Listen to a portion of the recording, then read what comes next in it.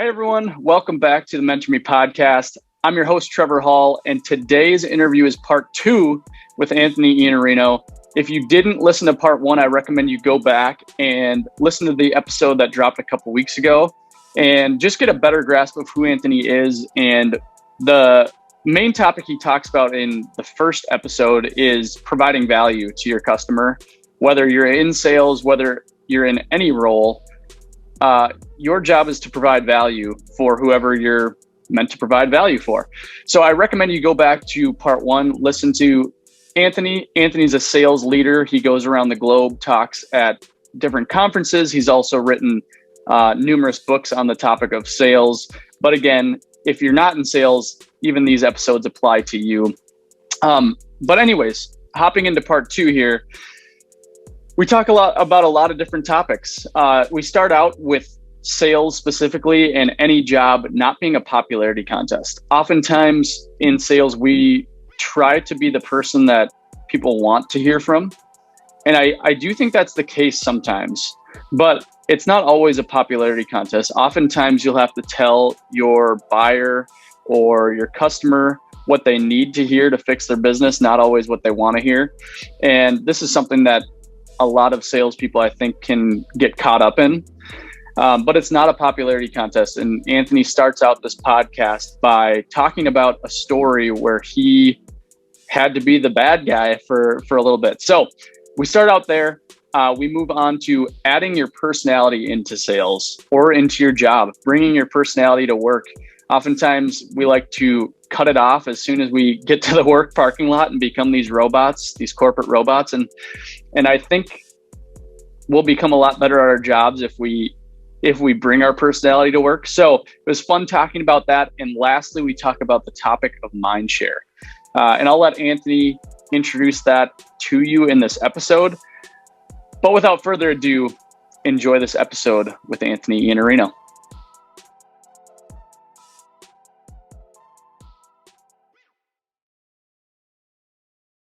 How do you prepare when you're going into a sales meeting? How do you prepare the objections that you think will be coming from the other side? And how do you handle ones that you didn't prepare for as well? I'm like a jazz artist. Like I don't have to prepare for that. Okay. I know the general idea and the general concept of whatever I'm going to need to say. It's very, very difficult. I'm totally unafraid. Number one. Number two, I recognize that there's a concern that they don't want to share with me, so they gave me an objection because they still have a concern. Mm-hmm. And I'll figure out what the concern is by the objection that they gave me. Yeah. And I won't address the objection at all. I will address the concern because I'm a grown up, and I prefer to deal with the root cause and not the symptom. So it's a different way of thinking. Yeah. I'm not trying to send me some information. They're not telling you they don't actually want you to send them information. And when somebody says, send me some information, when you don't send it, do they ever call you and go, Trevor, I told you to send me information and you never sent it to me. I can't work with a guy like you. Has that ever happened? No. It never will. It never will. The concern is, I think you're going to waste my time. And so when somebody says, send me information, I'm going to not argue with them. I mean, the easiest thing to do is to say, I'm happy to send you information. But what's most important is that we sit in a room together where I can share with you the 4 trends that are probably going to have the biggest impact on the revenue generation of your stores over the next 18 to 24 months based on the data that we're looking at. And listen, even if there's not a next step for me, I'm going to share the data with you. I'm going to tell you what other people are doing so you have some idea what we see working. And I hope in the future that if you do need something, you'll think of me. And you'll give me a shot to be the right partner for you when it makes sense. What do you look like Thursday? It is a 20-minute executive briefing, and you might want to bring a couple of your managers to this. I'm the boss. I know. Like I'm supposed to create value for them. They're like, he asked for a meeting. Okay, so what does that mean? Trevor's going to come in and he's going to say, my company's been in business for 17 years. We have these people on our board. Here's where our locations are. Here's the brands that are working with us right now. And And they're like, I've already done that, bro. It's no fun. I've done it. It's no good for me. I got to do something different. Sure. So I want to go from I'm this person coming in underneath like this to I'm a peer. I'm going to tell you what I know that's helpful for you. And so when you think about objection handling, you want to think about like what are they really objecting? What is the real objection? There's a concern behind there. And so when I ask you, like, who else should we bring to this meeting? Well, I'll be the only one making the decision. That means I'm afraid of losing control of this. Right. So what do I have to resolve? I have to resolve the fact that they want to remain in control and they don't want people messing up their deal. Okay, well, if they don't do it, what happens? Somebody messes up their deal. So I have to be the one to say, can I share a recommendation with you? And then when they say yes, which they will, or I say, can I share something with you? Because it's the same thing. I'm getting them to just pause long enough for me to have a chance. And then I could say, in our experience, if we don't get to talk to some of the people who are going to be responsible for helping make sure this stuff moves off of shelves and that they know how to talk about it and they know why we've made some of the choices, then they're not going to do as well as they can. Who should we bring to the meeting that's going to be very supportive of what you're doing? And then what do you need me to do to make sure that everything goes through you and that none of this gets out of your control? And I'm making sure they understood. So I'm not going to, like, the objection game is a different game. So acknowledge the objection, make sure that they understand, you teach them that you understand what they're saying. No. Yeah. Fix the concern. Fix what they don't want to say. Go directly at it. And you don't have to say something like, you know what, that's not really what you meant. What you were really concerned about. You don't have to say it. You can just say, can I make a recommendation? These are the things that tend to work best where we are now. And if it really helps you to get a better result in the future, you got to just deal with it. Yeah. You mentioned being unafraid.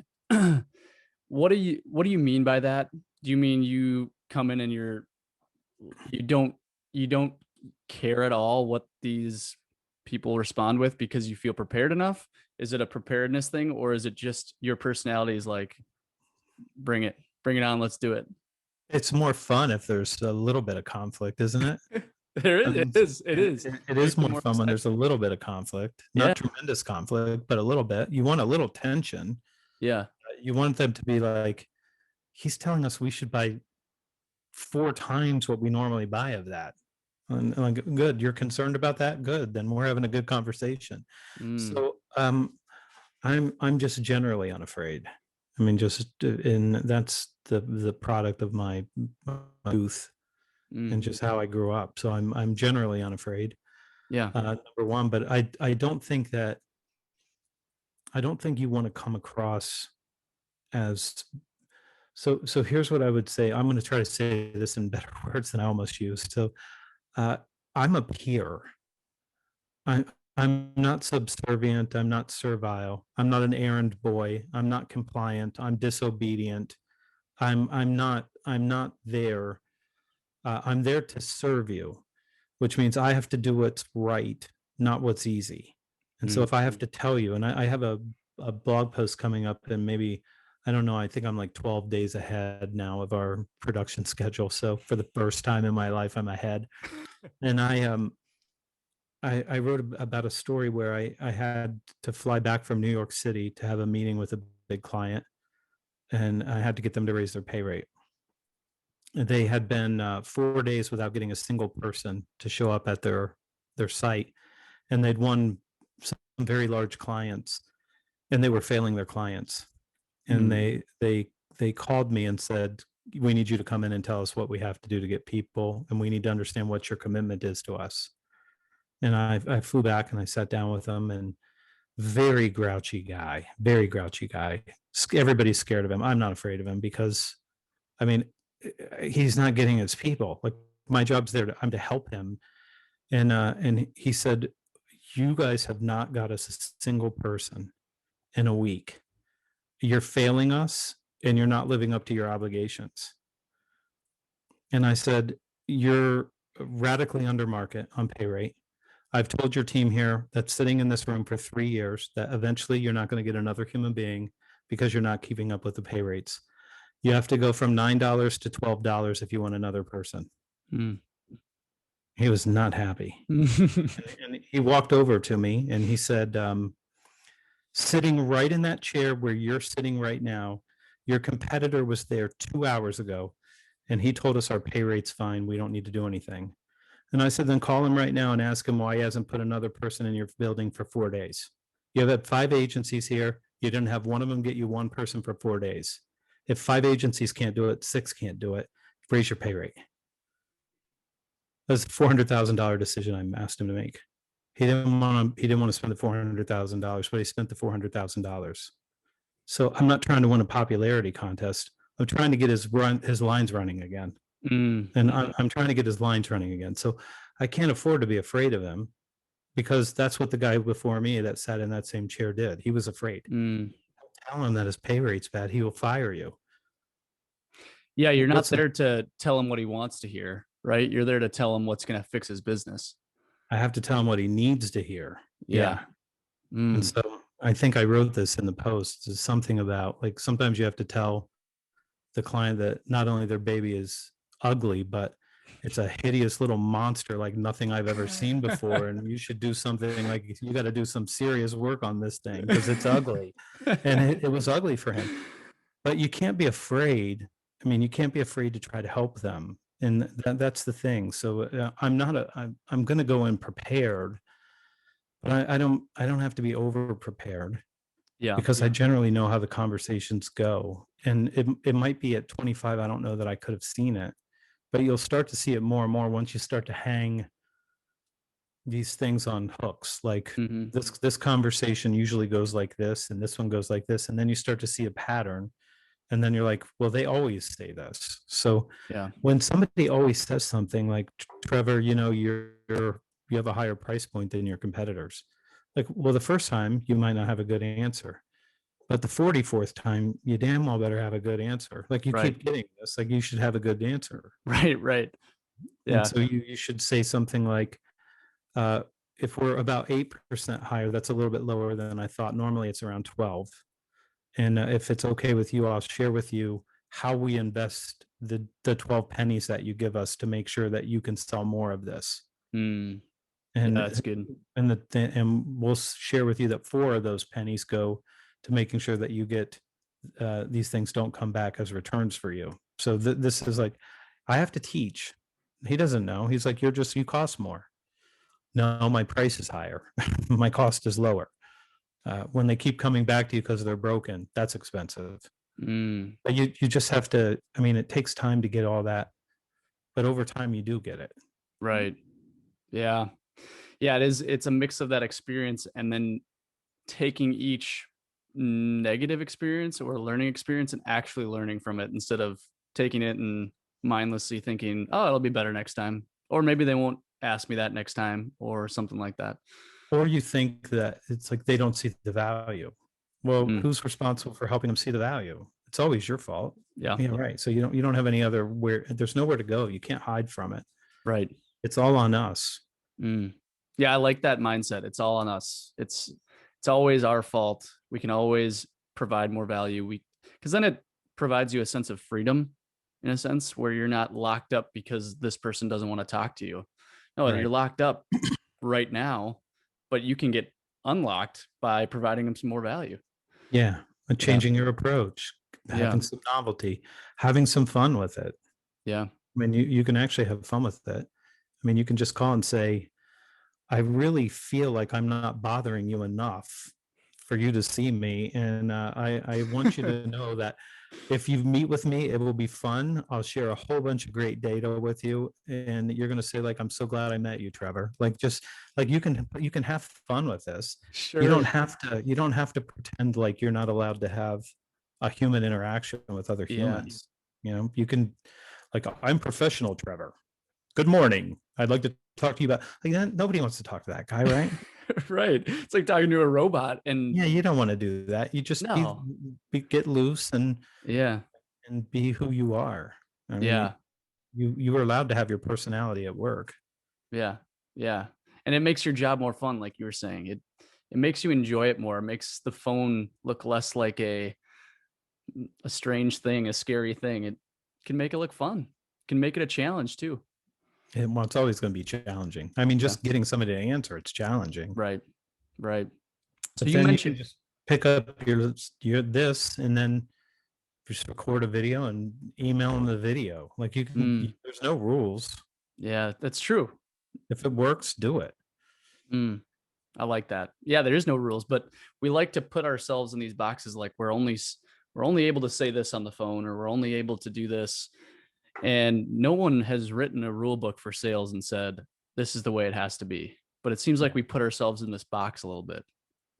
I was with a group of people a long time ago, and one guy said, "You know how I get all my meetings?" And I said, "How?" And he said, "I send unsolicited calendar invites." And I was like, "I would probably kill you if you did that." like you can't get on my calendar just by sending me, like, that's rude. Yeah. And I said, "How many people actually say yes?" He said 25%. And I'm like, "Don't let me stop you." Like, seriously, don't take my advice. He had a really, really novel software that was really interesting to his client base and his prospects. And he sent them something saying, "I'm available to demo you at this time if you're available." And people would take it because they wanted to see the software. Interesting. And I'm like, more of you should be doing that. Like, if it's working, yeah, who am I to judge it? It worked. Yeah. Or I'm like, just double your numbers. Like, that's it. 1 in 4 is great. Yeah, it is great. I wanted to talk to you about the idea of mind share. You mentioned this earlier, I think, with Leonard's story, and you said he got 100% of mind share from you. What is mind share? And in the sense that you mentioned it, it sounds like it's almost like he had 100% of your mind on his product. And how do people gain mind share with their customer? So if you imagine your client's got a lens in front of them, so they're looking at the world through this particular lens, or like this. This is it. So these are my lenses, right? Right. Those are my lenses. So I see the world through these lenses. You start saying, "I'm going to start shaping that lens. I'm going to start giving that thing, like, I'm going to open the aperture up wide so there's a lot more light coming in. I'm going to let them see clearly what they can't see clearly right now. I'm going to teach them how to think about this," until pretty soon they're looking through my lens. So I've now pushed that lens out of the way and I put a new lens in there. And now they're looking at it and they're like, "Wow, I didn't know, I couldn't see any of this before, but now I can see these things I didn't know or I didn't understand." And there's a concept that's called sense making. Like, you're helping your client make sense of their world, make sense of their decisions, make sense of what the right future looks like for them and how they get there. So the more that you can shape that lens by teaching them how to think about it, it starts to become your lens. And then pretty soon they rely on your lens. So when I talked about the guy who took my slide deck, like, he's actually using my lens. He took my lens and presented it to his team. And it was literally my lens. So that was it. It was my lens, my beliefs, my values. All of it came directly from me. And that's why I want everybody looking through my lens. I know. And I wrote this on the Sunday newsletter once, like, I only write to infect you with my beliefs. I'm writing to you on Sunday so that I can shape your lens. That's what I'm trying to do. I mean, I'm very, very intentionally trying to shape your lens. That's what I'm doing. And if you keep reading it, pretty soon you're like, I seem to believe a lot of this stuff now. Yeah.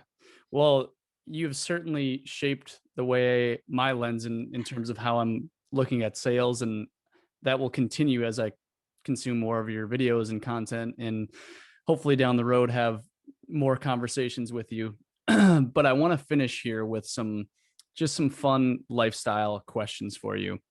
Yep. So do you have a morning routine or a routine throughout your day that you go to every single day?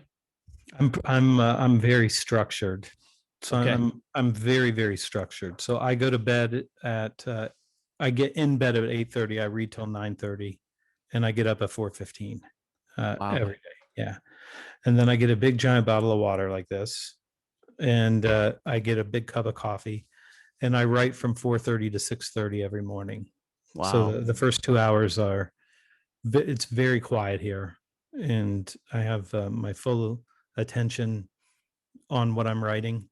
And I crank out, I don't know, between maybe 1,300 and 2,000 words every morning as soon as I wake up. So every day, same thing. Wow. And are you always writing about a next blog post or maybe a next book, or are you doing any journaling in there too? Yeah. Oh, yeah. Yeah, I have some prompts that I use. They're not interesting prompts. I've got one that says observations, and I've got ones that say journal, and then Okay. I've got a prompt that says decisions, and I write under like big broad things like that. So whatever comes to my mind, I write it down. So I'm Mm. like, the journal for me is like whatever I notice, Mm.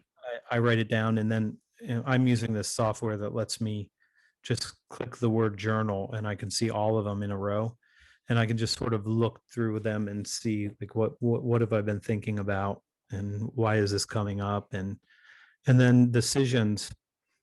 I write down the decisions that I make and what I was thinking at the time, so I can try to determine, am I letting my confirmation bias, like the fact that I want to do this, is that outweighing the value of what it is that I'm deciding? And so I do some of that, and then I have one called predictions, and I predict the future, and I measure myself there to say, like, do you understand where things are going, Mm. or are you surprised that this didn't go this way? Sure. And I'm a little bit ahead, so I predicted in March of 2020 that I would be once again by June. And I'll be in Oklahoma City on Wednesday this week, so I'm ahead. I knew that this was going to go away at some point. Yeah. And I also have another one that I made that said people are going to go back to offices, and JP Morgan Chase has decided they're going back to offices. And I know you can't bring young people into a company and have them work from home very easy. Like, they're not part of the culture. They don't know how to Right. work inside the company yet. And so a lot of big companies are struggling. Like, we want to hire, people right out of college, and we need them, but it's very hard to get them into the company. Yeah. So they're like, Google's making everybody come back. Facebook's letting them go wherever they want, but Google said, you're coming back because we need you here, where we can have the creativity that we have when we have a group of people together. Mm. And so I predicted that would happen by July of this year, and I'm ahead on that one too. I look backwards to make predictions. Like, how have humans behaved for hundreds of thousands of years? And then you look at that and you go, like, yeah, they're probably not going to change very much. Like, Yeah. they've acted this way for a very long time. So they like each other. They like to be around other people. We're social animals, and so I bet on that. So my bet is they're going to get back together. Yeah, we've experienced that at our company. We've hired someone new in operations recently, and thankfully our office has been semi-open to be able to train him in. Um, but I see that too. He has only met a few people at the company, so you don't get the feel of the culture as much as when everybody's there, and you can joke around and ask people how their weekend was or a trip they just went on and things like that. Human It's stuff. human stuff, regular people stuff that we really love to cling to, and is good for us, honestly, healthy for us. For sure. Have you had any mentors in your life that, and if so, what are some of the biggest takeaways you've had from either learning from their life or something they've taught you specifically? I cultivate mentors, and I started doing that at a very, very young age, like, yeah, about your age. I started cultivating people that would teach me things that I didn't know and give me their perspective on things. So I've done that for my whole life. It served me very, very well. I still do it now, Mm.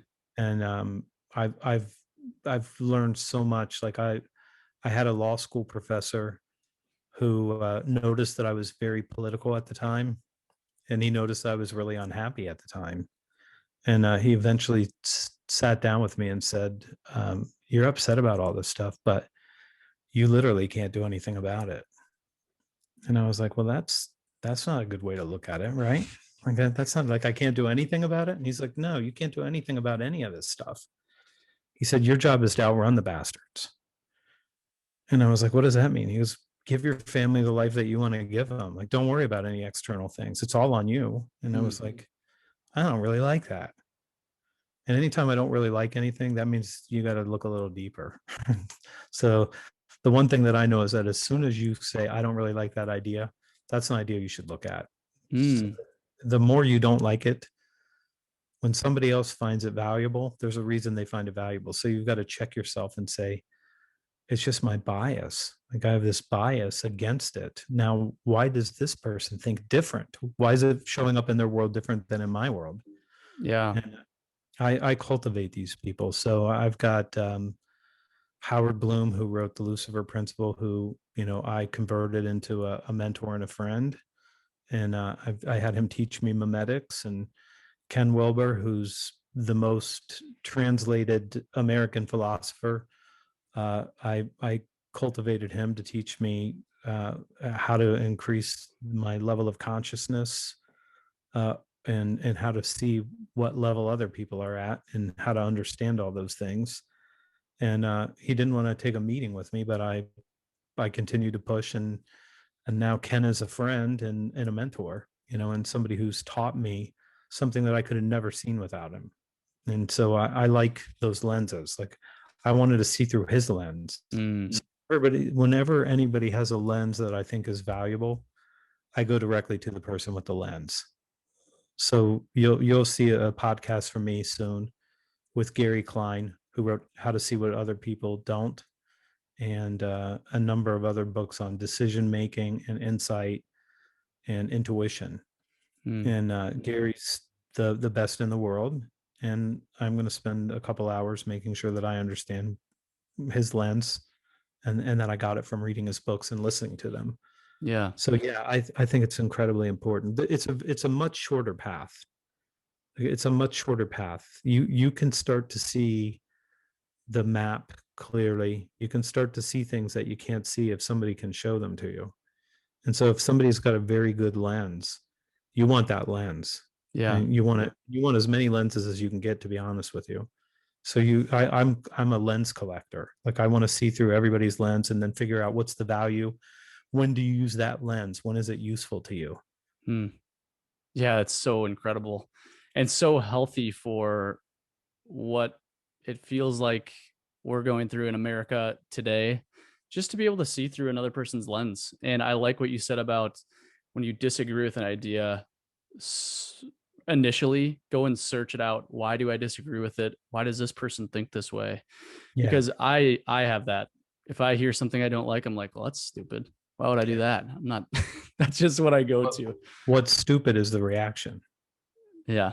Yeah. So when you reflexively don't like something, you have to, it takes time to sort of say, I want to seek out the ideas that I don't like. So right now, and I wrote something and somebody tweeted me today that said, how can you call it cancel culture when there's less censorship than ever in America? Well, there's a lot of censorship in America, especially on the platforms.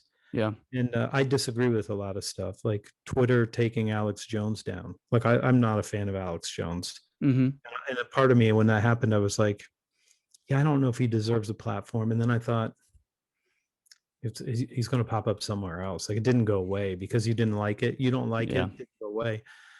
But you want to know, why does he think what he thinks? Is there anything there that causes you to say, maybe there's something there? Maybe there's some sort of, what you saw in the election cycles was populist. Trump was a populist. Bernie Sanders is a populist. Why is that showing up right now? And if you don't want to be political, and I don't, then read Ray Dalio's post on LinkedIn about populism and how dangerous it is, and ask, why did this happen?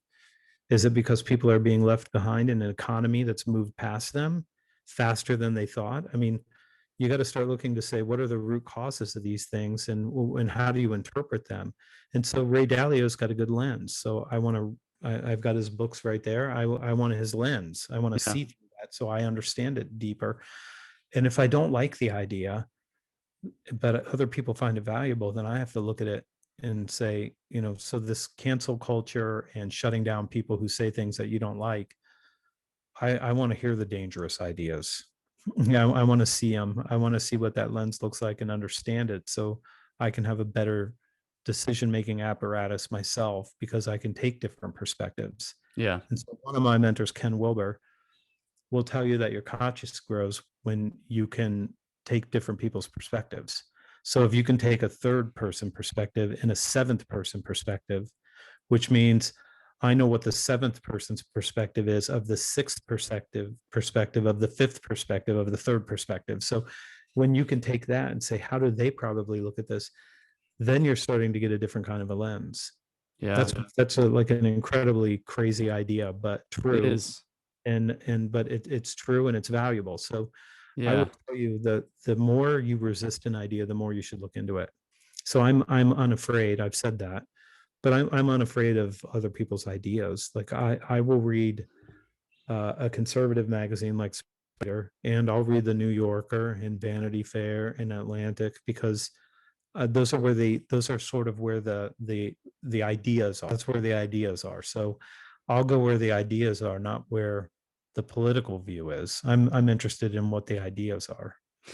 Yeah, and being unafraid to, you're unafraid to one, listen to the other side, but also take that lens in and see it from that lens, and even take it as your own lens. You're not afraid to do that either. So I think that's a really cool perspective. And well, Anthony, I want to thank you. I learned incredibly much from this podcast, and I'm excited to go back and listen through it again.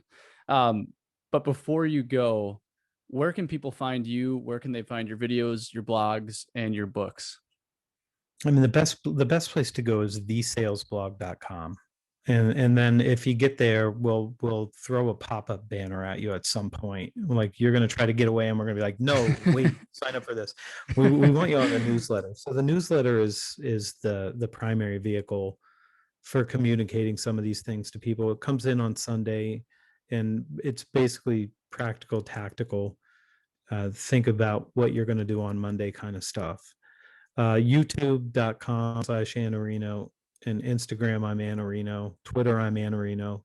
Facebook, I'm facebook.com/the sales blog. So all of those things are available, like right on. There's a follow button on the blog, and you can follow me just about anywhere. Thanks so much for listening to this episode of the Mentor Me podcast.